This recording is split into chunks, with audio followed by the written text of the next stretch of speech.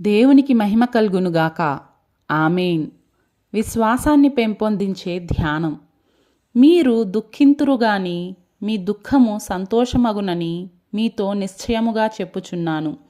యోహాను సువార్త 16వ అధ్యాయం 20వ వచనం. శిష్యుల్లో ఉన్న దుఃఖానికి ప్రత్యేకమైన కారణం ఏమిటంటే వారి ప్రభువు చనిపోయాడు. వారి మధ్య ఆయన లేడు. అయితే ఆయన మృతులలో నుండి సజీవునిగా లేచి వారి మధ్య తన్ను తాను ప్రత్యక్షపరుచుకునేసరికి వారి దుఃఖం సంతోషంగా మార్చబడింది. పరిశుద్ధుల దుఃఖాలన్నీ అలా రూపాంతరం చెందేవే. ఇక జీవితాంతం ఈ చేదు అనుభవంలో నేను మునిగి ఉండాల్సిందే అన్నంత దుఃఖమైనా సరే అది సంతోషంగా రూపాంతరం చెందుతుందని ప్రభువు వాగ్దానం చేస్తున్నాడు. ఆ తరువాత మనం అర్థం చేసుకోవాల్సిందేమిటంటే అధిక దుఃఖం అధికమైన సంతోషంగా మారుతుంది.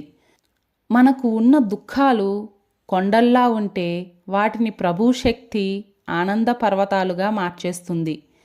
దుఃఖం ఎంత చేదుగా ఉంటుందో అంత మధురమైన సంతోషంగా అది మార్చబడుతుంది. గోడ గడియారాల్లో లోలకాన్ని ఎప్పుడైనా చూశారా? అదేనండి పెండులం. అది ఎడమవైపుకు ఎంతగా నెట్టబడుతుందో అంతే శక్తితో వెంటనే కుడివైపుకు నెట్టబడుతుంది.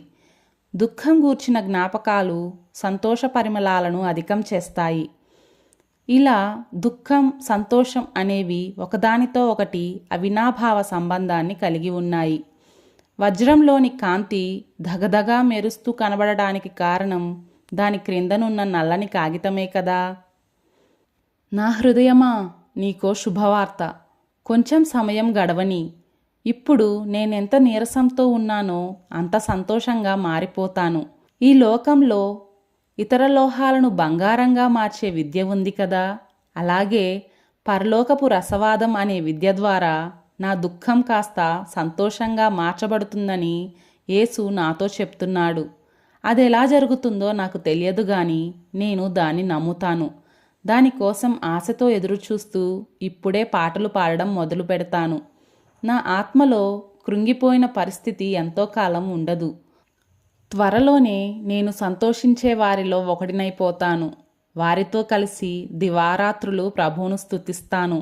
నన్ను మహాశ్రమల నుండి విడిపించిన కృపను గూర్చి నేను పాటలు పాడుతాను.